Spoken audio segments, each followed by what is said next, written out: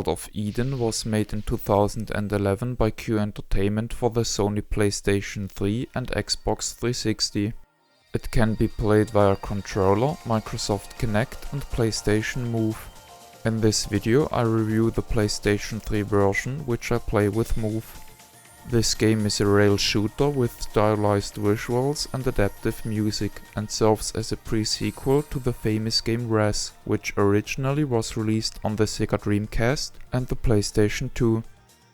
In the game's story, scientists made an artificial intelligence based on data collected about a woman called Lumi. She was the first human to be born in outer space and was popular on Earth as a musician. The artificial intelligence was supposed to live in the internet. Upon awakening the Lumi AI, a virus infects the whole internet and attacks the AI. The player has to stop the infection in order to cure the Lumi AI. The game just consists of 5 ordinary levels and an unlockable bonus level. The first level is quite blocky and many portions are tile-based. The second level takes place underwater. The third level has a flower theme. The next location starts looking like a factory, but then becomes a town. The final level is in many ways a repetition of notable moments and bosses of the first 4 levels.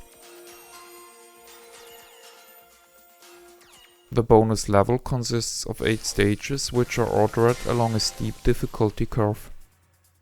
Levels are unlocked by collecting a sufficient amount of stars or meeting other requirements.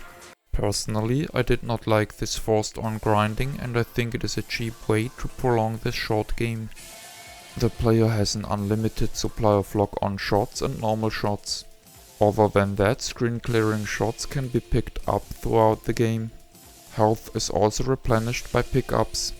Best scores are achieved by locking onto a total of 8 targets and releasing the shots along the rhythm of the background music.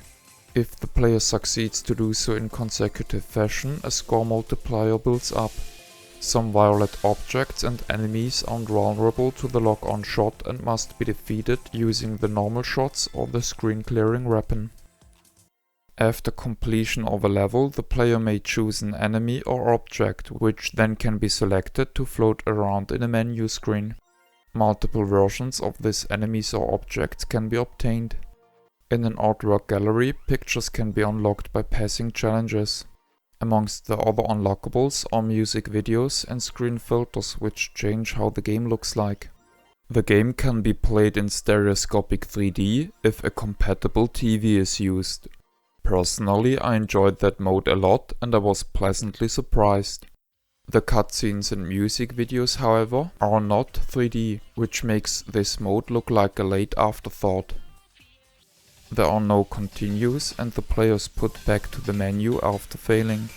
Apart from inside the bonus level, no points or other progression is rewarded for trials, which in my opinion doesn't fit the otherwise grindy nature of the game.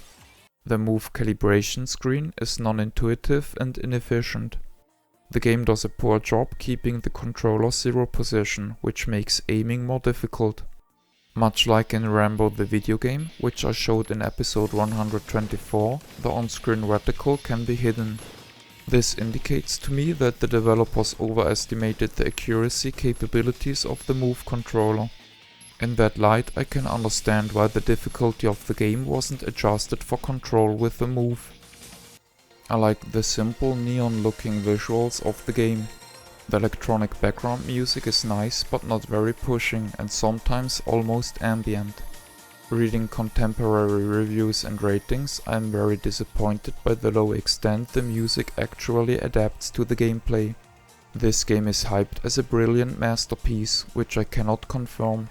I can see how enthusiasts of the rail shooter genre would find this game appealing when playing with a controller, but I wouldn't recommend the game to players that don't fit this niche, especially not to those looking for good move shooters.